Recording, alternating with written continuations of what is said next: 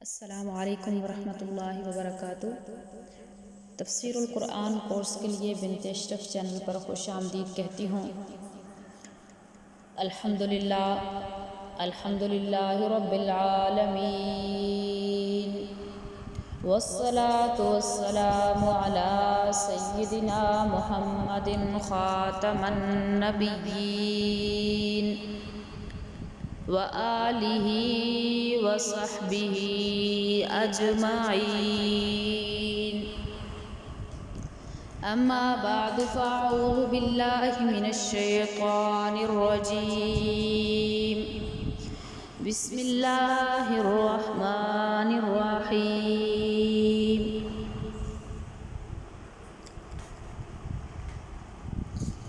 الحمدللہ اصطلاحات کا سلسلہ مکمل ہوا۔ آج سے ہم سورۃ الفاتحہ شروع کر رہے ہیں۔ سورۃ الفاتحہ،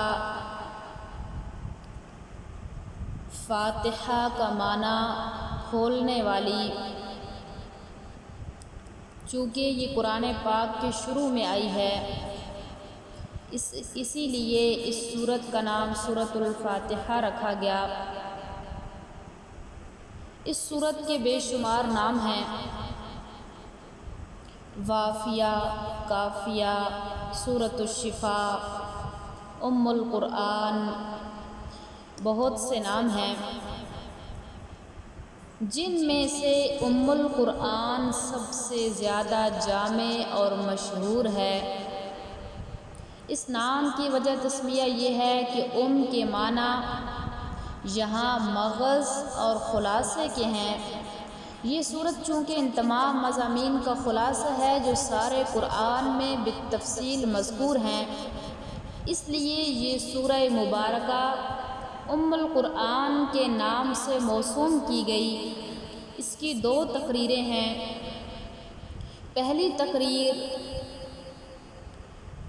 حضرت مولانا شبیر احمد عثمانی مرحوم نے اس کی تقریر یہ فرمائی ہے کہ قرآن مجید میں 6 مضامین بیان کیے گئے ہیں۔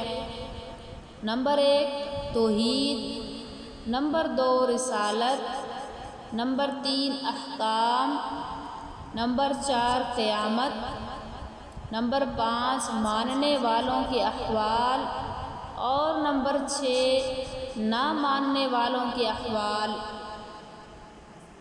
سورہ فاتحہ میں یہ تمام مضامین بالاجمال موجود ہیں۔ الحمدللہ سے لے کر الرحمن الرحیم تک۔ توحید، مالک یوم الدین میں قیامت، ایاک نعبد اور اہدنا الصراط المستقیم میں احکام کا بیان ہے، کیونکہ نعبد میں عبادت کے تمام طریق اور احکام کی طرف اشارہ ہے۔ اسی طرح الصراط المستقیم سے شریعت کے تمام احکام مراد ہیں۔ صراط الذین انعمت علیہم میں ایک طرف رسالت کا بیان ہے، کیونکہ منعم علیہم 4 جماعتیں ہیں، یعنی جن پر اللہ رب العزت کا انعام ہوا، جن میں انبیاء کرام سر فہرست ہیں، جیسا کہ اللہ جل جلالہ کا ارشاد ہے: اولئک الذین انعم اللہ علیہم من النبیین والصدیقین والشہداء والصالحین وحسن اولئک رفیقا۔ اور دوسری طرف ماننے والوں کے احوال کی طرف اشارہ ہے، یعنی ماننے والوں کو ہر قسم کے انعام و اکرام سے نوازا جائے گا۔ اور غیر المغضوب علیہم ولا الضالین میں نہ ماننے والوں کا ذکر ہے۔ اس طرح یہ سورت قرآن مجید کے تمام مضامین کا خلاصہ ہے، اور اسی بنا پر اس کا نام ام القرآن رکھا گیا۔ دوسری تقریر علماء کرام فرماتے ہیں کہ سارے آسمانی علوم اور قرآن مجید کا خلاصہ سورہ فاتحہ میں موجود ہے، کیونکہ مضامین کے اعتبار سے قرآن مجید کے 4 حصے ہیں: اور ہر حصہ الحمدللہ سے شروع ہوتا ہے۔ پہلا حصہ سورہ فاتحہ سے سورہ مائدہ کے آخر تک ہے۔ اس حصہ میں زیادہ تر خالقیت کا بیان ہے، یعنی ساری کائنات کا پیدا کرنے والا صرف اللہ ہی ہے اور کوئی نہیں۔ دوسرا حصہ سورہ انعام سے سورہ بنی اسرائیل کے آخر تک ہے۔ اس حصہ کا مرکزی مضمون ربوبیت ہے، یعنی اس میں زیادہ تر یہ بیان کیا گیا ہے کہ ہر چیز کو پیدا کرنے کے بعد اس کو حد کمال تک پہنچانے والا اور ہر چیز کی دیکھ بھال کرنے والا صرف اللہ ہی ہے، اس کے سوا اور کوئی نہیں۔ تیسرا حصہ سورہ کہف سے سورہ احزاب کے آخر تک ہے۔ اس میں زیادہ تر یہ مضمون بیان کیا گیا ہے کہ تخت شاہی پر وہ خود متمکن ہے اور وہی مالک و متصرف اور مختار و کارساز ہے، اور وہی برکات دہندہ ہے، اور وہ اپنی بادشاہی میں اپنے تصرفات اور اختیارات میں کسی کو شریک نہیں بناتا۔ چوتھا حصہ سورہ سبا سے قرآن مجید کے آخر تک ہے۔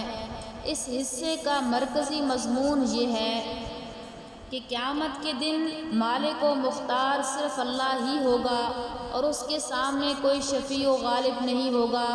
یہ چاروں مضامین جو پورے قرآن میں تفصیل سے مذکور ہیں، ان کا خلاصہ اور اجمالی خاکہ سورہ فاتحہ میں موجود ہے۔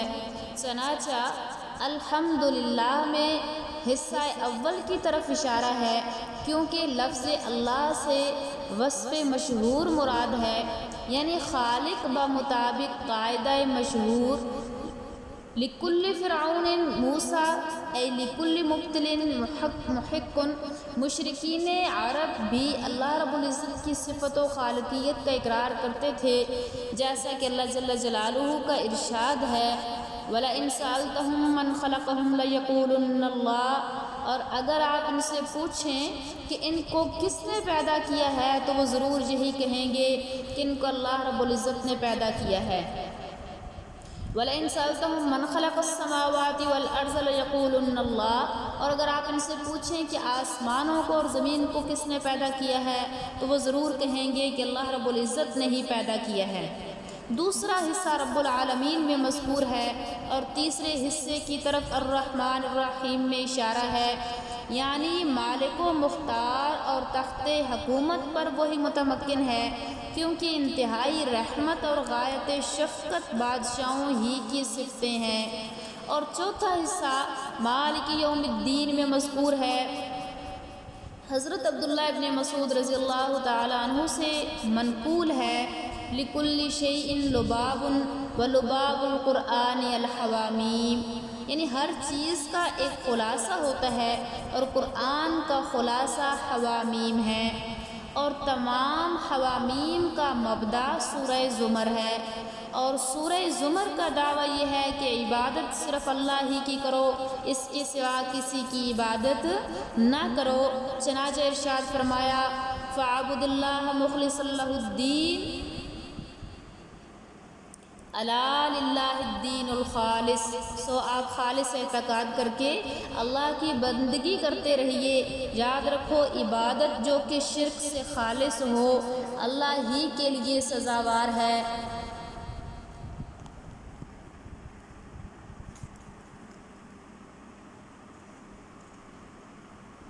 اللہ رب العزت سے دعا ہے کہ اللہ تعالی ہم سب کو قرآن پاک کو صحیح سمجھنے کی توفیق عطا فرمائے۔ الحمدللہ آج ہم نے سورہ فاتحہ کی ابتدا کی ہے۔ مختصر اس کا خلاصہ پڑھنے کے بعد سورہ فاتحہ کو ترجمہ تفسیر کے ساتھ بھی پڑھیں گے۔